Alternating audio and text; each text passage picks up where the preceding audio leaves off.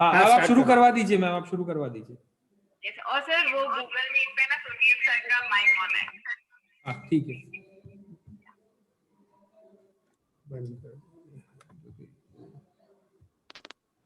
चलाइए अंदर। Yes, can we start? Yes, madam.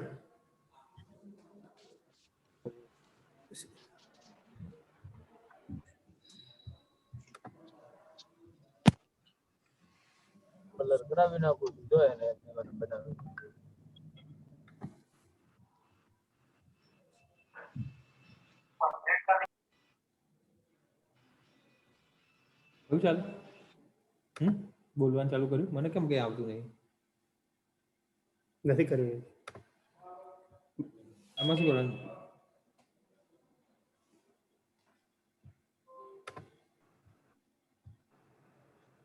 Please allow to unmute. Wait, just a minute. Allow to unmute.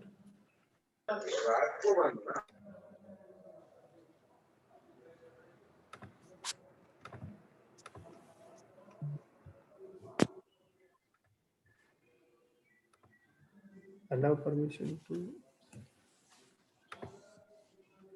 Okay, now you can unmute yourself, it seems. Hello. Hello. Hello. Should I start? Yes, yes. You can share your screen. Say if you are not able to share, then just let me know. Okay. Okay. Khushi, can you please present the screen? I have already presented the screen.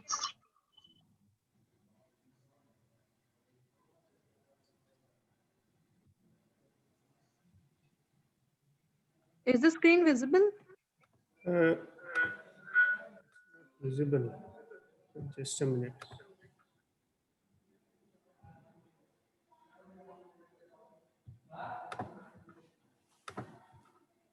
Yes, now it's visible. Yes, Kavish. Okay.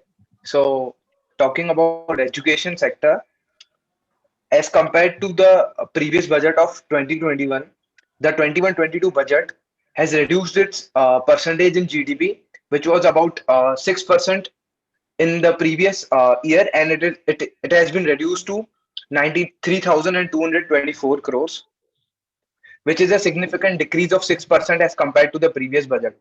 But this is a noticeable difference, as during the because of the pandemic, this has to be reduced, and more emphasis is on healthcare sector and infrastructure has to be put forth in order to make country more developed and secure. So this was a necessary step taken by the government. So moving ahead, this budget, the budget type was a fiscal deficit, which means that the total expenditure was quite higher than the total receipts. This was the main reason. This was the main reason why the amount was being reduced significantly. So the education budget and the money allocated for it, it has been used for some very specific reasons, such as building a new sector, which was included in the new education policy, which made more emphasis on the concepts of understanding rather than going on for rote learning. So this was the basic principle why the education budget was enforced. So Khushi, can you please change the slide? Hello. Okay. So the reforms in the education budget, which our finance minister Nirmala Sitharaman included, were included in both the categories, such as urban as well as rural. Talking about some steps taken to put forth up the education and make it work very well in the future plans were enforcing 15,000 schools to strengthen all their new education policy components, which would emphasize more on the more understanding of the concepts and making and making the student more flexible in terms of choosing the subject and working on it. Our HRD Minister Ramesh Pokhriyal announced the new education policy in which he basically stated that the all the evaluation would be considered in the form of 5 plus 3 plus 3 plus 4, which would include first 5 years was the first 5 years was basically based on the foundation. The next 3 years was the preparatory stage. The third was the middle stage, and the fourth was the final stage. And this would also include various internships and projects for the students in the upcoming future. And talking about the new reforms made, 100 new Sainik schools were being set up in the partnership with NGOs and private schools. Khushi, can you please move ahead? Hello? Hello? Yes, go ahead. Yes, I Hello? have. Khushi, can you please change the slide? I have changed it, but I think there is a network issue. Hello?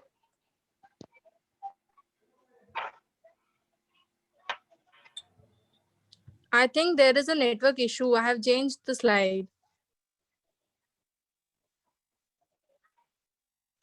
Okay. So higher education, that would basically involve the last 5 years, which was included in the new education policy, which would include the separate vehicles and the central universities to be established in the remote areas and the outskirts of the country or the city, wherever the reforms would be needed, and more emphasis on the greater synergy of the colleges and institutes would be made.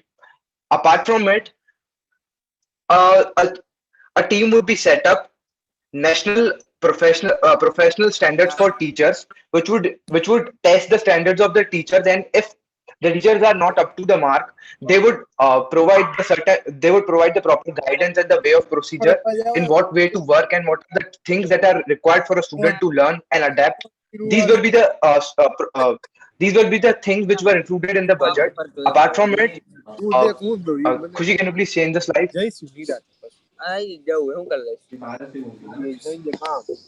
Hello. Others, please mute your mic. Okay. So yeah, the reforms which were made for scheduled castes and tribes welfare was 750 Eklavya residential school models were made in the tribal areas. That means these schools would more focus on the students which are lacking the education and the literacy, and to increase the literacy rate and the efficiency of making the quality people and making the foundation of students. These schools were made, and a total budget of 93,224 crores was enforced by the government, and in the future plans they would more emphasize on increasing it. And apart from it, and 35,219 crore will be enhanced in the central assistance of 6 years till 2025 to 2026. Can you please change the slide?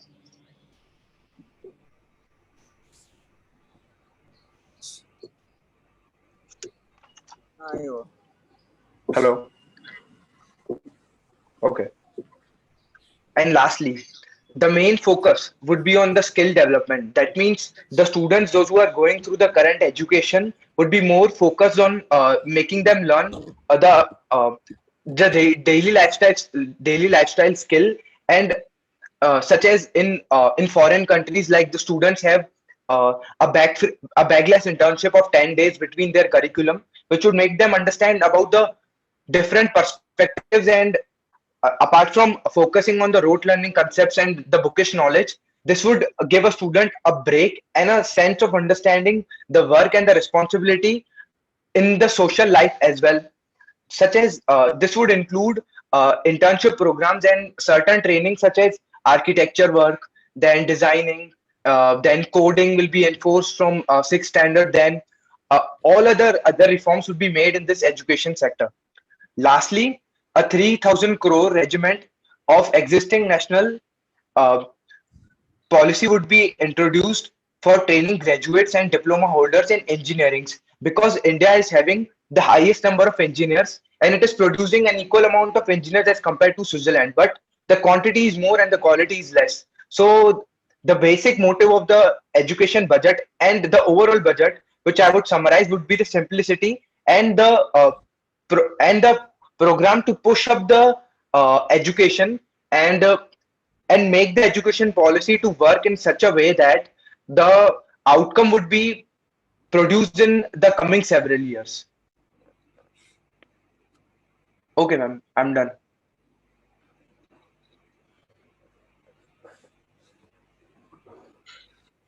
Okay, thank you so much, Kavish, Khushi, and Satyanarayan for an amazing presentation. So moving forward to group two. Group two, are you present over here? Jay, Yes, we are all, and we are all Sakshi? present. Yeah. Okay. We're here.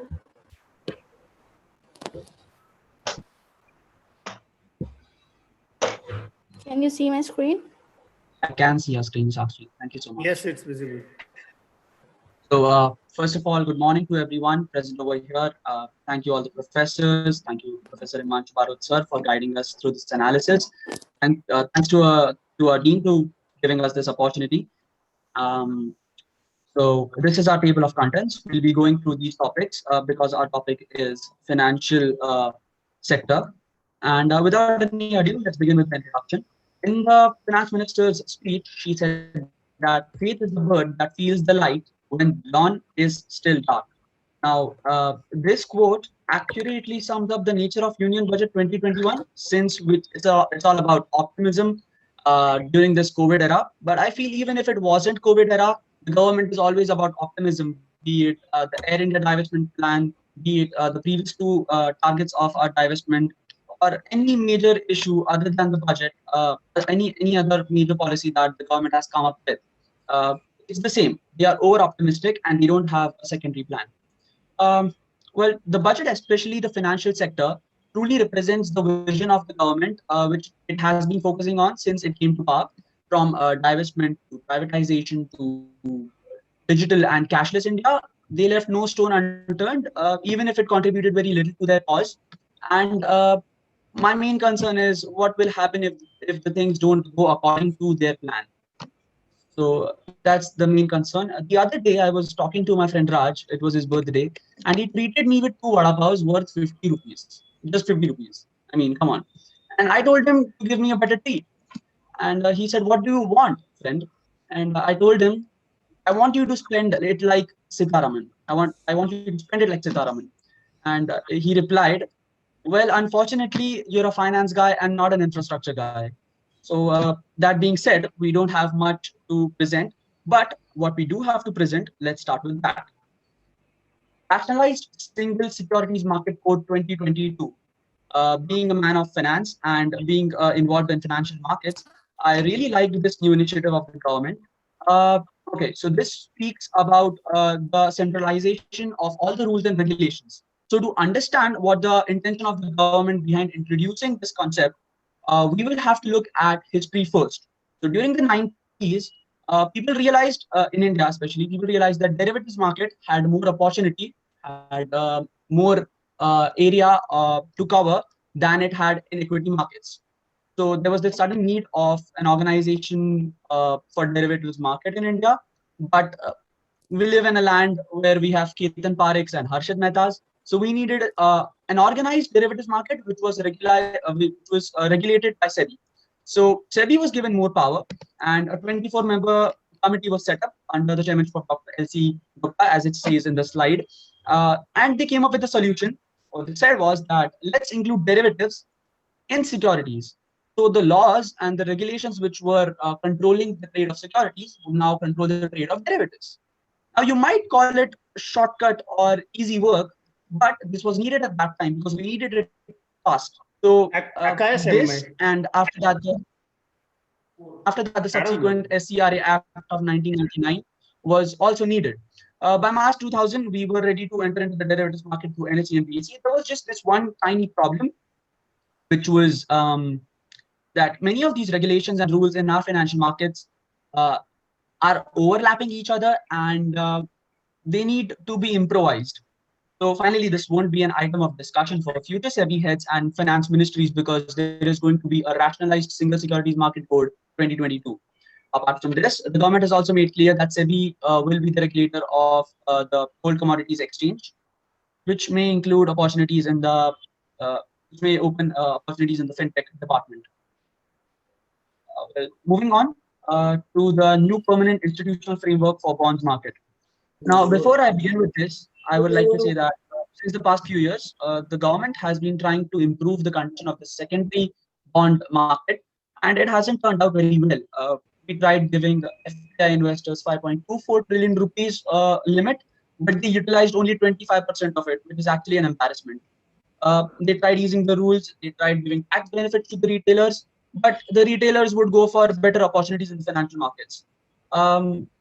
So I know that countries do face issues during stressful times to liquidate, to increase the liquidity in the markets. But in India, the cases have been worse. So to tackle this problem of less liquidity and to bring more liquidity during stressful times, Nirmala Sitharaman said a few words. I won't be quoting those words, but it has been presented in the second para of this slide.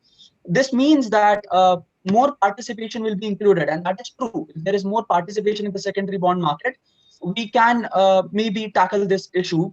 But the question is that will India ever get its place in global bonds index? I think it's a little too early to ask that question. So the government could have done more, but it's a nice step. It's a nice step, baby steps. Moving along, we have bad banks and all that fuss. So ideally speaking, no bank should have an NPA, but we live in a real world, and in real world there are always errors because we are humans, and therefore an ideal NPA, an ideal net NPA that a bank should have should be less than 1%.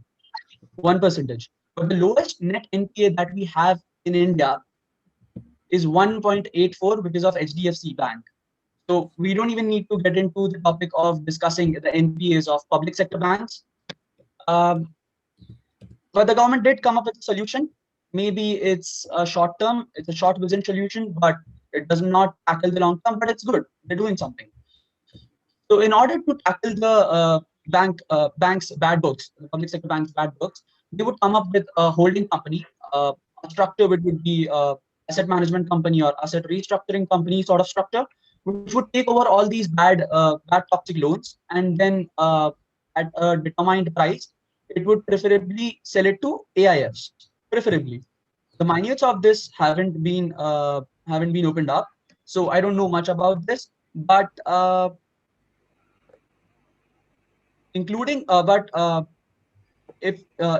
okay, so the government has said that it won't be included that much, but if the firm is owned by lenders, the holding company is owned by lenders, including the ones that originated sourced assets bought at the lower prices, they could force those banks to mark down the value of the securities by securities they receive in exchange. In layman term, they would be selling it at trash price. So this is just like let's forget the problem. Let's just move it. Let's just get on with it. It's not a permanent solution. It's just a temporary solution.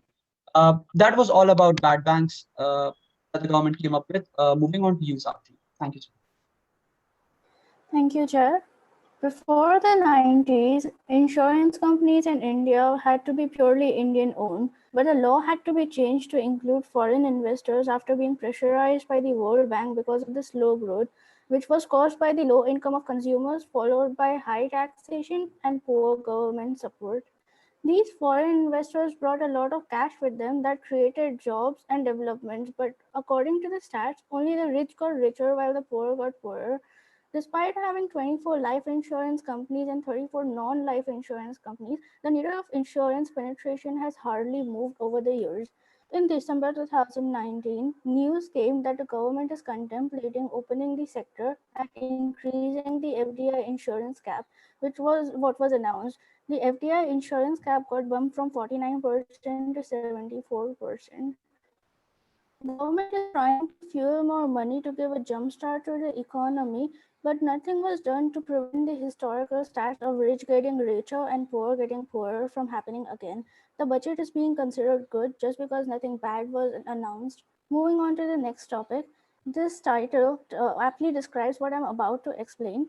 From post-independence era to foreign investment era of 90s, DFI had played a pivotal role in taking infrastructure to another level. ICICI stands an epitome of what can be done. The question stands, can we recreate an ICICI for the present needs? Let's look at the facts. The Union Budget 21-22 has proposed setting up DFI with a capital of 20,000 crore. The government has also set an ambitious lending target of 5 lakh crores in the first 3 years, where ICICI had a good run till like 2000s. But now, to meet the requirement of the government's ambition to increase infrastructure projects and to promote the ulterior motive of creating jobs, which will result in an increase in consumption and spending and thus the GDP growth, there's a need for a new DFI, and the government is ready to set up a professionally managed DFI to provide, enable, and catalyze infra financing. Apart from raising long-term liabilities to fund long-term assets, the other challenge would be to develop a sound governance framework. That was what distinguished the better managed private DFIs like ICICI and HDFC from IDBI Bank. If the government can conceive of some measure by which the DFI can raise long-term liabilities, then it could sustain with the help of good governance practices. The rest of the slides will be explained by Tilotma. Thank you, Sakshi. So I'm Tilotama. I'll be speaking about non-banking finance companies, NBFCs, and summary. So in the budget speech, the financial minister said to improve the credit discipline while continuing to protect the interest of small borrowers for NBFCs with a minimum asset size of 100 crore. The minimum loan size eligible for the debt recovery under SAFAI Act is proposed to reduce from the existing level of 50 lakhs to 20 lakhs. So speaking about the relief of NBFC firm is that the securities and the reconstruction of financial asset and enforcement of security interest, which is the SAFAI Act, allows the lenders to faster way to recover asset than going through the civil courts. Recovery under SAFAI Act is applicable only to the secured loans and allow lenders to auction the property mortgaged. According to the reports, in the pre-budget meeting with the finance minister, the Finance Industry Development Council, representative body, NBFCs, has suggested lowering the limit to bring some level of parity between the recovery procedure available to the banks and NBFCs, as the former can initiate recovery under SAFAI Act for loans above 1 lakh. Now, summing everything up, one can say that the Asset Reconstruction Company Limited and the Asset Management Company will be set up by consolidate and take over existing stress debt and manage the disposed asset. An institutional framework will be created for the corporate bond market to instill confidence among the participants and enhance liquidity of secondary market. An investor charter will be introduced for the financial investors across the product. Sakshi, can you move up to the summary page? Thank you. The summary makes me think the government has no doubt come up with innovative plans, but when it comes to execution, there is one word which comes to my mind always, which is floppy. The DFI and the infrastructure plan, as Sakshi told, and investor targets all sound all right. It's very perfect. But let me just end it with this detail, presenting with a question. How much will they accomplish? And if they don't, we won't have any jobs, we won't have any consumptions and low GDP. We don't even know government has any backup plan because they do not have any backup plan with the previous mess ups which they created, which was mentioned by Sakshi and Jai. Thank you for letting me share.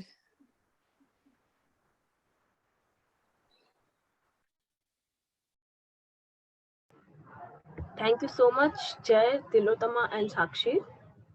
Now moving forward to group 3, Bhagirath, Mahir, and Ghanshyam, and their moderator is Tushar sir. So group 3, are you here?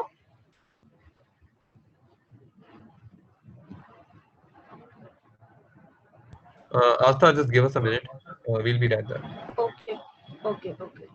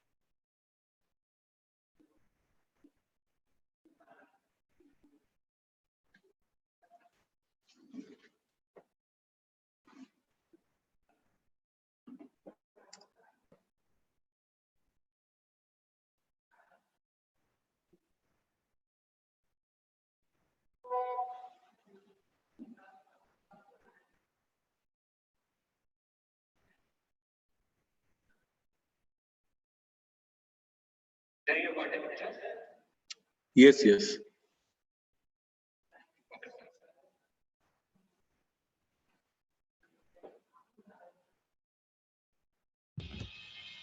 Ghanshyam तू start करेगा.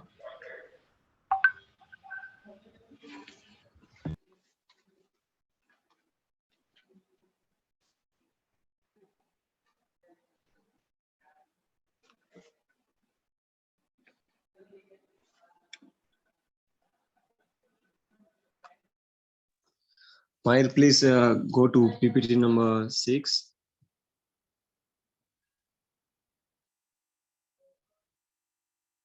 It's down. One more. Skip that. Yeah. So good morning. The topic is about health and well-being. There is substantial increase in investment in health infrastructure of rupees 223 lakhs and 846 crore. It increased by 137% from the last budget. Moreover, 64,000 crore proposed to be allocated to prevent healthcare yojana, that is PM Atmanirbhar Swasth Bharat Yojana. In addition, provision of rupees 35,000 crore was made for COVID-19 vaccine in budgeted estimate in 2021-2022, and also, if required, the more amount will be added. Next PPT.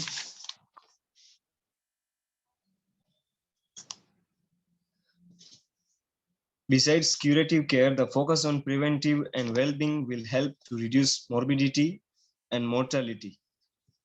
That means the number of deaths in one period of time or at one place will be reduced by investing in this health sector.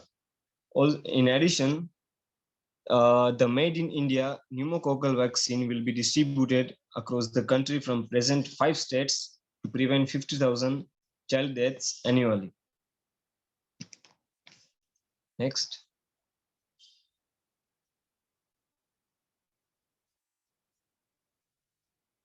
A new centrally sponsored scheme to be launched in addition to National Health Mission, that is PM Atmanirbhar Swasth Bharat Yojana, with an outlay of about rupees 64,180 crores over 6 years,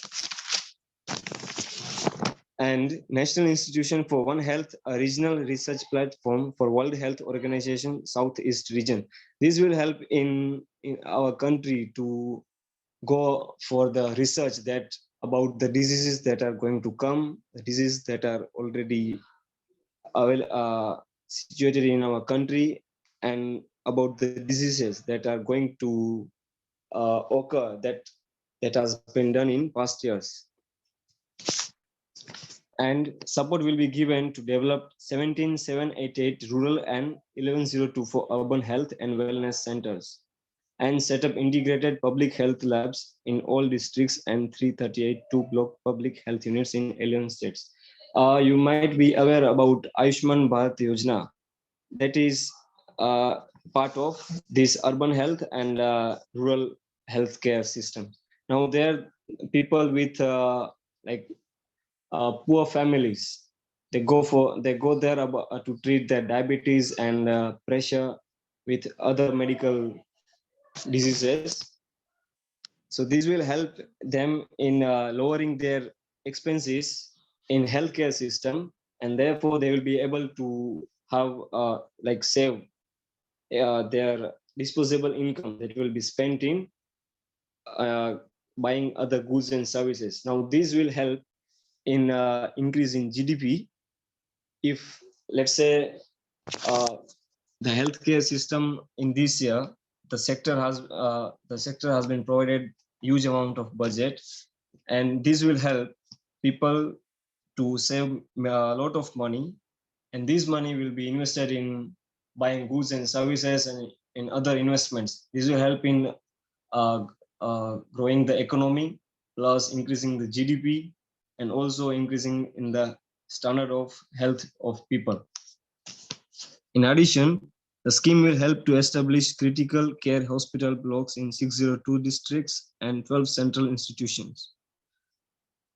Further, 17 new public health units will be started, besides strengthening of 33 existing public health units at points of entry, that is at 32 airports, 11 seaports, and 7 land crossings. Besides setting up of 15 health emergency operation centers and 2 mobile hospitals. This will help in in preventing diseases that has happened recently, like the COVID-19. It came from China. So if these public health units, if they are established at the center of airports and seaports, our country will be preventing a lot of diseases that will be coming from other countries. The next slide, please. Expansion of integrated health information portal to all states, union territories to connect all public health labs, and regional research platform for WHO Southeast Asia region, and 9 biosafety level 3 laboratories will be prepared. Now these level 3 laboratories, those are applicable to clinical research or production, diagnostic, teaching facilities where serious or potentially health diseases through inhalation to the personnel and may contaminate the environment. Now this will help in reducing the air pollution, and other people will be educated by teaching, and more research will be done by the specialist. Therefore, this will help in reducing the diseases plus improving the environment. Next slide. Mission Poshan 2.0. Out of rupees 24,435 crore allocated to the Women Child Development Ministry, an amount of rupees 20,105 crore has been assigned to Shaksham Anganwadi and Poshan 2.0. This will strengthen nutritional content delivery, outreach, and outcome. Intensified strategy will be adopted to improve nutritional outcomes across 112 aspirational districts. Now, these aspirational districts, they are those districts in India that are affected by poor socio-economic indicators. Out of 115 districts, 112 aspirational districts will be identified from 28 states, at least one from each state, and they will be provided money to improve in their nutritional outcomes to help the people of the country. Next slide. The water is the big problem in our country. People waste water a lot. They don't care about it even if they are taught many times in school. But to improve that, rupees 287,000 crore for 5 years for Jal Jeevan Mission to be launched with an aim to provide 2.86 crore household tap connections. Universal water supply in all 4378 urban local bodies, and liquid waste management in 500 Amrut cities. These Amrut cities, those It means the Atal Mission for Rejuvenating on Urban Transformation. It was launched by PM Modi in June 2015, and it has been supported by this budget that could ensure adequate, robust sewage networks and water supply for urban transformation by implementing urban revival projects. Next slide. Rupees 141,678 crore over 5 years for Urban Swachh Bharat Mission 2.0. It includes complete fecal sludge management and wastewater treatment, reduction in single-use plastic, source segregation of garbage, bioremediation of all legacy dump sites, reduction in air pollution by effectively managing waste from construction and demolition activities. Next slide. Now, for cleaning the environment, the government, the finance minister has provided 2217 crore to tackle air pollution for 42 urban centers with 1 million plus population. The main thing in this budget is like the policies, scrapping policy, voluntary vehicle scrapping policies to phase out old and unfit vehicles. If the old vehicles that will be out from the roads, they will consume less oil, they will reduce less amount of smoke and carbon dioxide. This will help to improve our environment.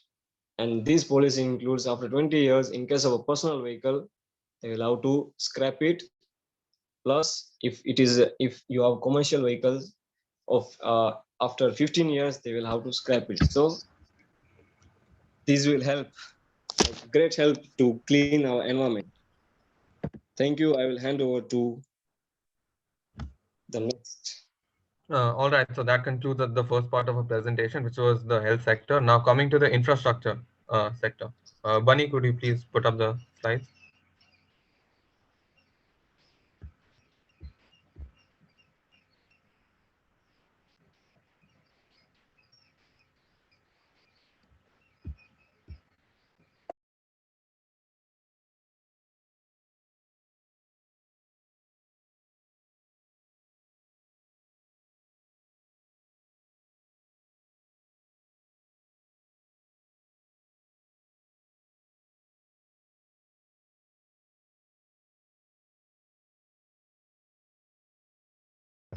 I am unable to see the.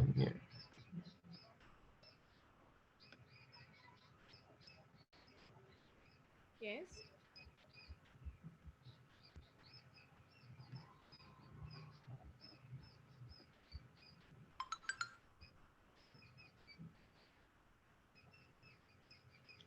The first slide, please.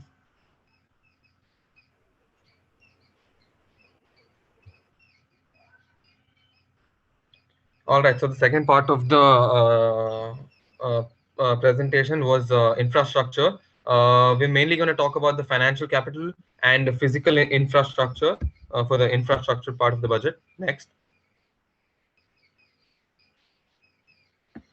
All right, so firstly, Atmanirbhar Bharat, a PLI scheme has been launched, the Production Linked Incentive Scheme. So for a $5 trillion economy, our manufacturing sector has to grow in double digits on a sustained basis. Our manufacturing companies need to become an integral part of global supply chains, possess core competence and cutting edge technology. To achieve this, our PLI schemes, to achieve all of the above, PLI schemes need to create manufacturing global champions for Atmanirbhar Bharat have been announced for 13 sectors. So for this, the government has committed nearly 1.97 lakh crores over 5 years starting the financial year 21-22. This initiative will help bring scale and size in key sectors, create and nurture global champions and provide jobs for our youth. Next, please. Let's talk about textiles. To enable the textile industry to become globally competitive, attract large investments, and boost employee generation, a scheme of mega investment textile parks, MITRA, will be launched in addition to the PLI scheme as stated above. This will create world-class infrastructure with plug-and-play facilities to enable and create global champions in exports. 7 new textile parks will be established over the next 3 years.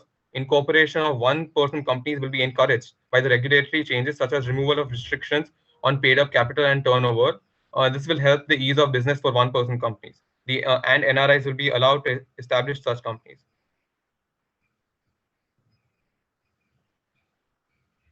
Infrastructure and infrastructure financing, DFI, which is the Development Financial Institutions. The NIP, which is the National Infrastructure Pipeline, which was announced in December 2019, is one of a kind, whole of a government exercise undertaken by the government of India. The NIP was launched with 6835 projects. The project pipeline has now expanded to over 7,400 projects. Around 217 projects worth 1.10 lakh crores under some key infrastructure ministries have been completed till now. The NIP is a specific target which this government is committed to achieving over the coming years. It will require a major increase in funding from both the government and financial sectors. Infrastructure needs long-term debt financing.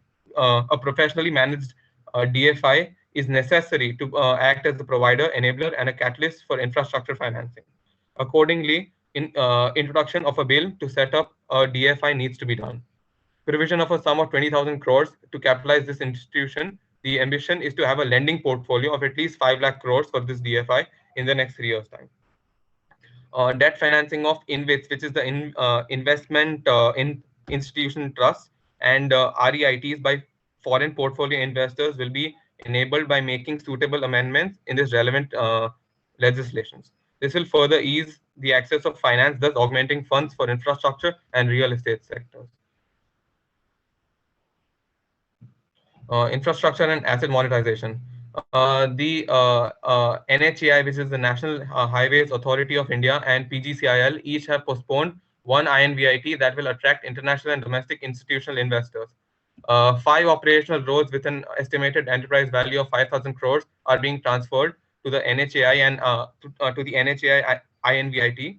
Similarly, transmission assets of a value 7,000 crores will be transferred to the PGCIL INVIT. Railways will monetize dedicated freight corridor assets for operations and maintenance after commissioning. The next lot of airports will be monetized for operations and management concession. Other core infrastructure assets that will be rolled out in the next programs are given below. Next.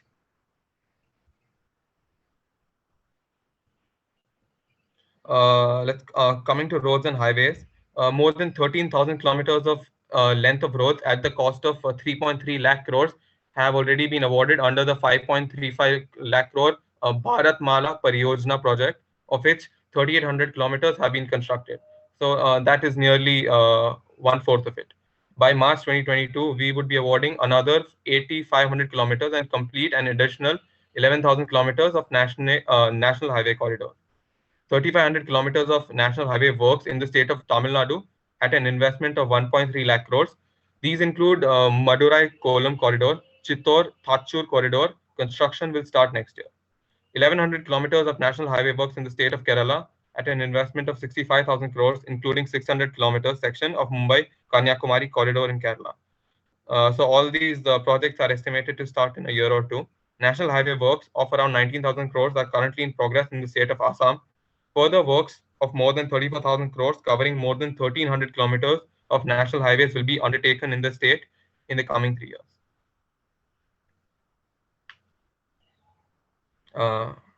Bunny, I guess you need to start. Yeah, thank you, Mahir. Am I audible? Yeah, go on. Okay. So now starting with the urban infrastructure, we will work toward raising the share of public transport in urban areas through expansion of metro rail network and augmentation of city bus service. A new scheme will be launched at a cost of 18,000 crores to support augmentation of public bus transport service. The scheme will facilitate deployment of innovative PPP models to enable private sector players to finance, acquire, operate, and maintain over 20,000 buses.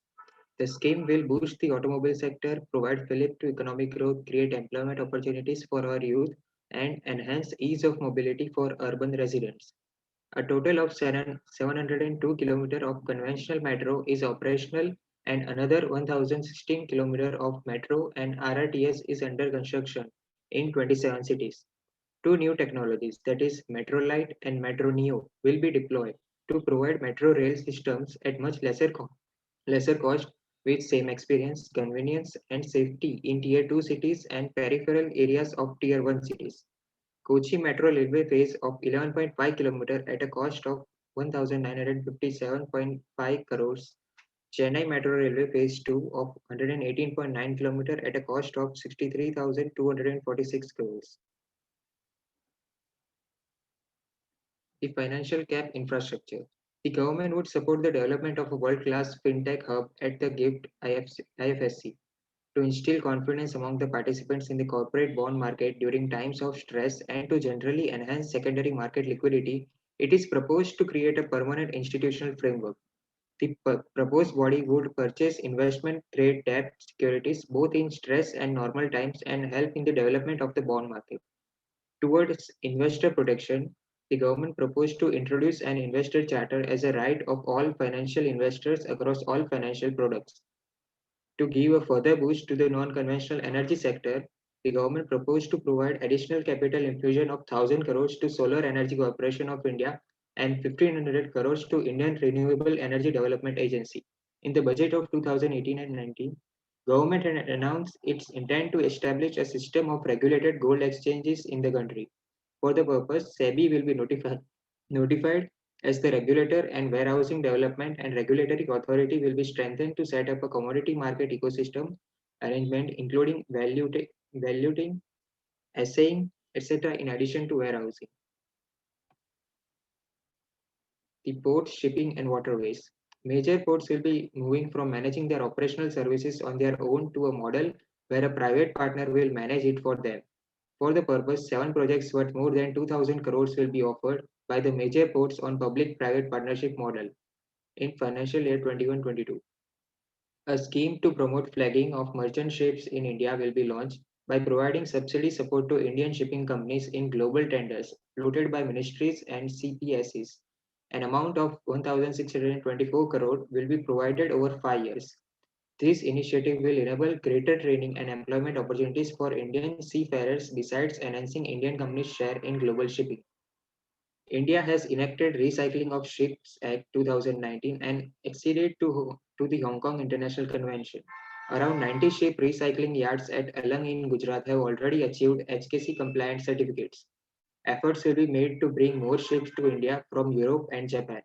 Recycling capacity of around 4.5 million light displacement ton will be doubled by 2024. This is expected to generate an additional 1.5 lakhs jobs for our youth. Power infra. The past 6 years have seen a number of reforms and achievements in the power sector.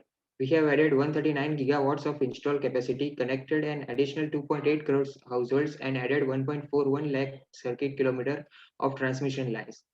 The distribution companies across the country monopolize either government or private. There is a need to provide choice to consumers by promoting competition. A framework will be put in place to give consumers alternatives to choose from among more than one distribution company. The viability of distribution companies is a serious concern. A revamped reform-based result-linked power distribution sector scheme will be launched with an outlay of 3,05,984 crores over 5 years. The scheme will provide assistance to DISCOMs for infrastructure creation, including prepaid smart metering and feeder separation, upgradation of systems, etc., tied to financial improvements. Prime Minister, while speaking at the third Reinvest conference in November 2020, had announced plans to launch a comprehensive national hydrogen energy mission. It is now proposed to launch a hydrogen energy mission in 2021-22 for generating hydrogen from green power sources. Petroleum and natural gas. Our government has kept fuel supplies running across the country without interruption during the COVID-19 lockdown period. Ujjwala scheme, which has benefited 8 crores household, will be extended to cover 1 crore more beneficiaries. Insurance. Under the new structure, the majority of directors on the board and key management person would be resident Indians, with at least 50% of directors being independent directors and specified percentage of profits being retained as general reserve. Investor. Toward investor protection, the government proposed to introduce an investor charter as a right of all financial investors across all financial products. Recapitalization of PSBs. To further consolidate the financial capacity of PSBs, Further recapitalization of 20,000 crore is proposed in 2021-22. Energy. To give a further boost to the non-conventional energy sector, the government proposed to provide additional capital infusion of 1,000 crores to Solar Energy Corporation of India and 1,500 crores to Indian Renewable Energy Development Agency. Deposit insurance. Government had approved an increase in the deposit insurance cover from 1 lakh to 5 lakh for bank customers to improve credit discipline while continuing to protect the interest of small borrowers for NBFCs with minimum asset size of 100 crores. Under the Treasury single account system, autonomous bodies directly draw funds from the government's accounts at the time of actual expenditure, saving interest cost. The government will extend the TSA system for universal application from 2021-22. On the recommendation of the 15th Finance Commission, we have undertaken a detailed exercise to rationalize and bring down the number of centrally sponsored schemes. This will enable consolidation of outlays for better impact. The government is committed to the development of multi-state cooperatives and will provide all support to them. To further streamline the ease of doing business for cooperatives, the government proposes to set up a separate administrative structure for them. Thank you.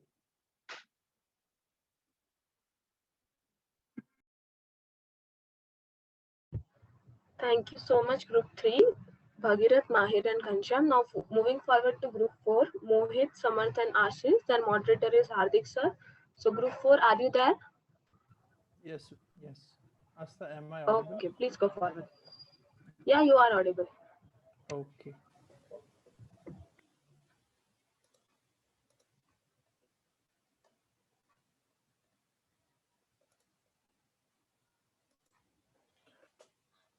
Samarth, is my screen audible? Sorry, visible? Hello. Yes, it is visible. Yes, yes. Samarth and Ashish, are you there? Yes. Okay. So good afternoon, everyone. My name is Mohit Adia, and my team members are Samarth Pandya and Ashish Garg. Our faculty mentor is Professor Hardik Gandhi. Before starting this presentation, I would like to thank everyone, faculty members, management, and Dean Sir, for giving us this opportunity.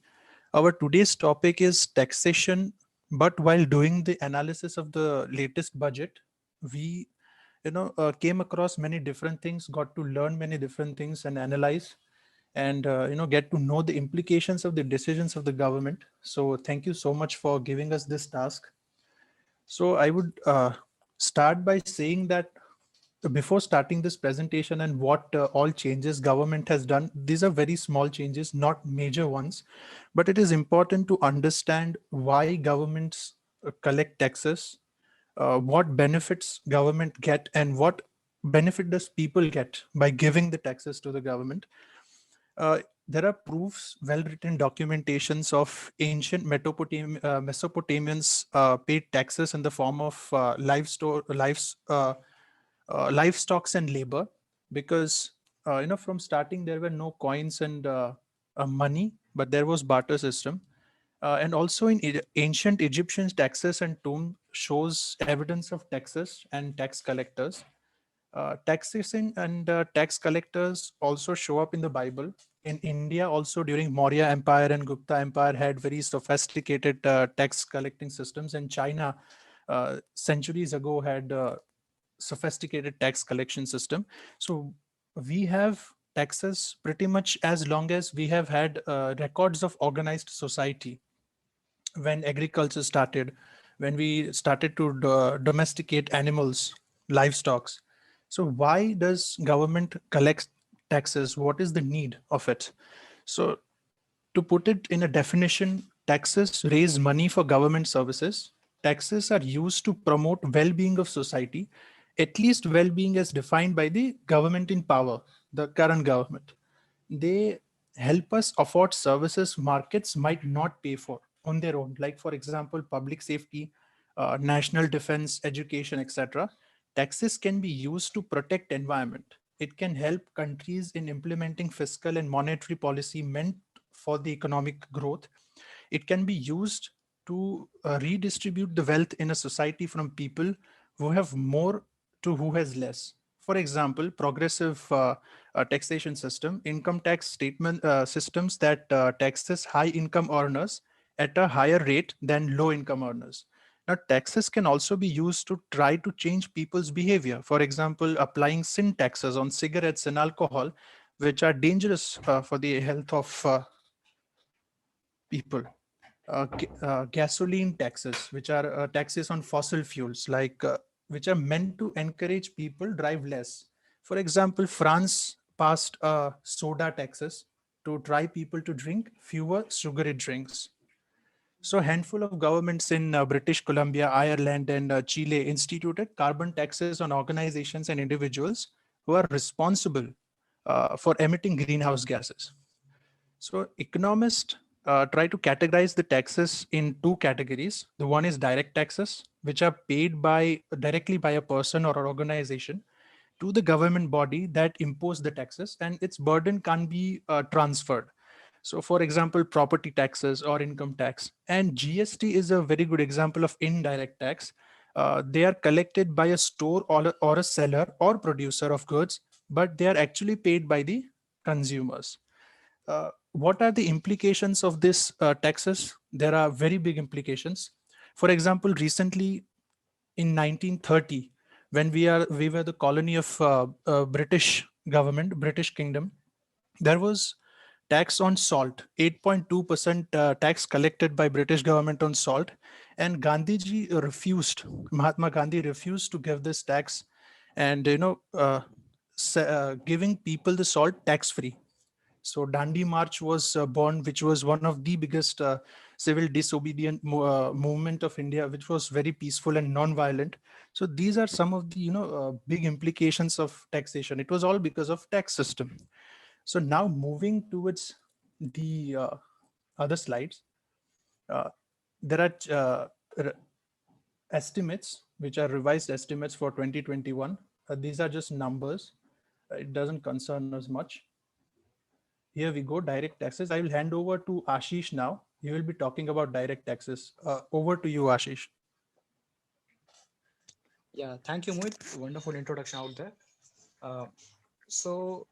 To further continue the presentation, I'll add on that the gross tax revenue for this year is estimated to be 22 lakh crore.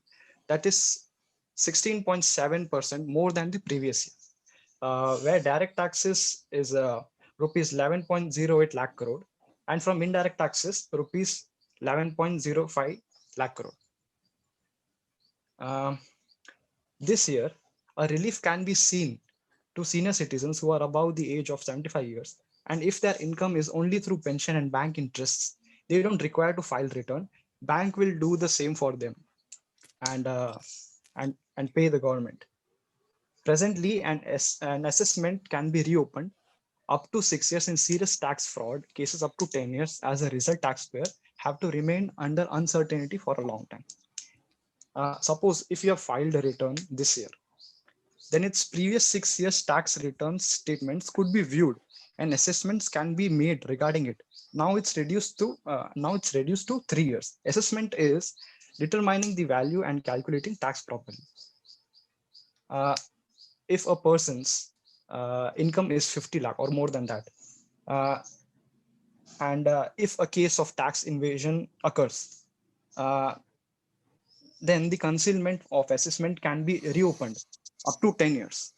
And this can only happen by the approval of Principal Chief Commissioner, the highest level of the Income Tax Department. Next slide, please.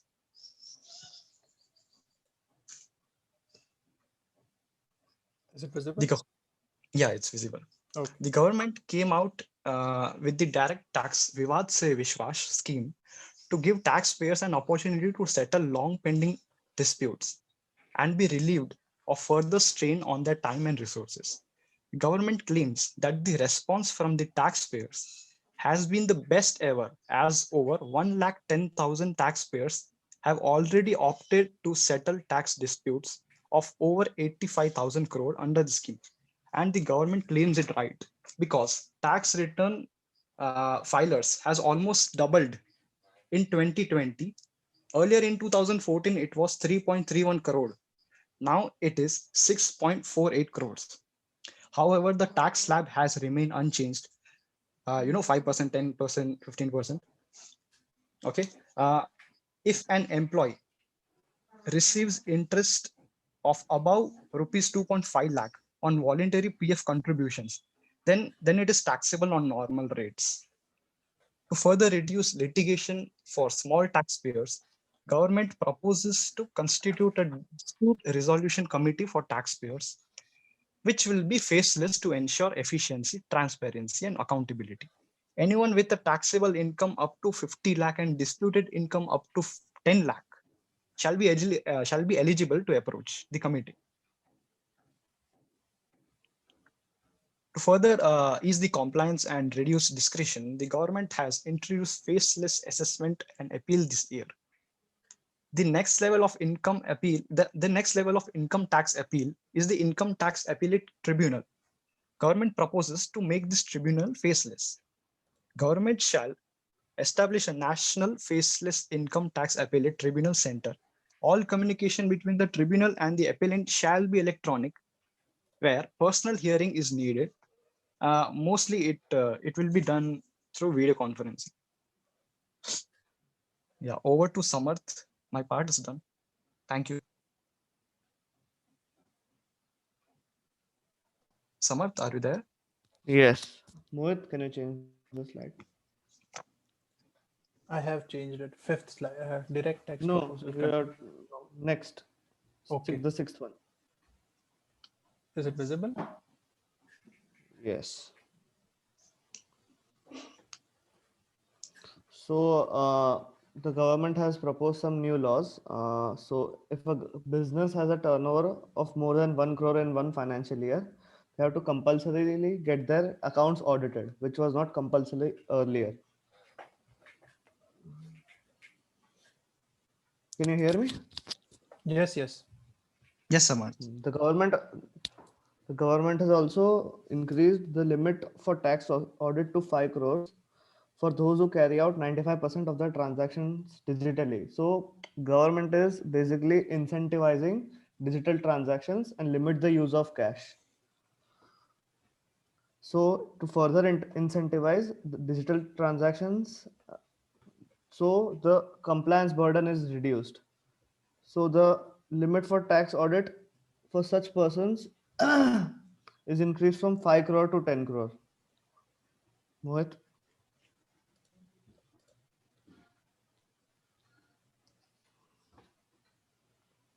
So to bring in more manufacturing jobs and companies in the country, government has reduced taxes on mobile parts, chargers, etc. The taxes on iron and steel has also reduced because the prices are increasing. So the government has incentivized by giving a tax cut to the consumers.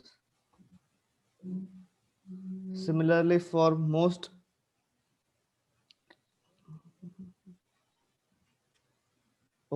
to reduce dumping of Chinese solar inverters and lanterns, duties have been increased, and also auto parts have seen an increase in duties.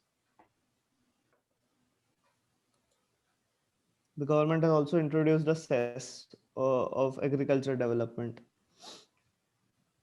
So this slide shows where the receipt, the upper half of the picture shows the receipts of the government, and the lower half shows the expenses of the government.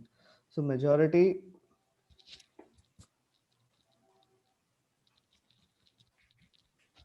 of the government revenue comes from corporate taxes, income tax, customs, etc. And majority of the expenses are interest payments, running public sector companies, centrally sponsored schemes, and defense.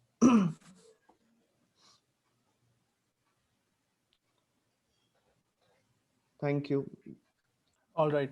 So to conclude this presentation, what I have seen in this budget about the taxation is that there are no major changes. I have also not included few of the things which were not very important, like attracting foreign investment in infrastructure, where they have reduced the incentives affordable housing and rental housing for laborers and other people, tax incentives to IFSC, like International Financial Service Center, which is in Gift City, pre-filling of returns. This is a little bit important, where salary income, tax payment, and TDS, etc., are pre-filled into your filings.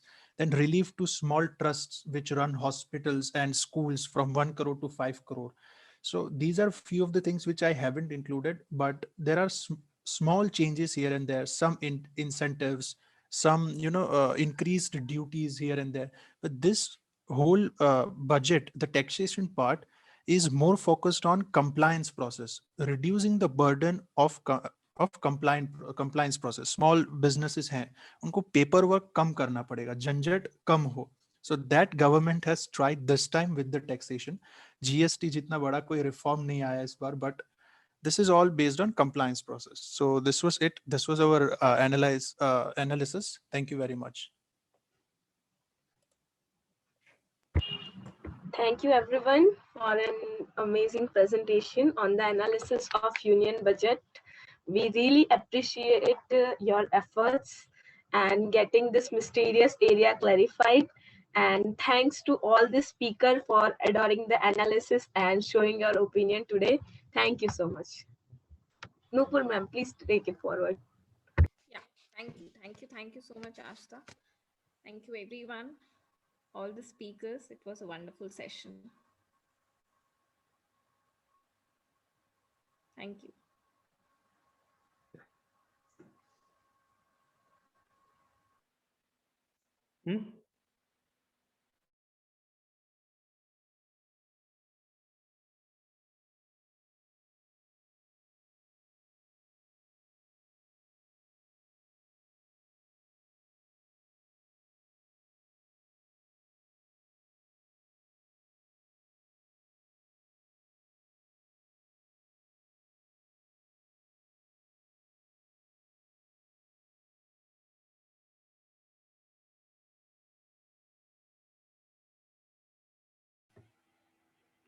Nupur ma'am, Yes, sir. we are done with, no? Yes, sir. Okay, so I'll end the meeting. Okay, thank Yes. you. Oh, thank you very much, everyone. Okay, thank you. Questions, Nupur?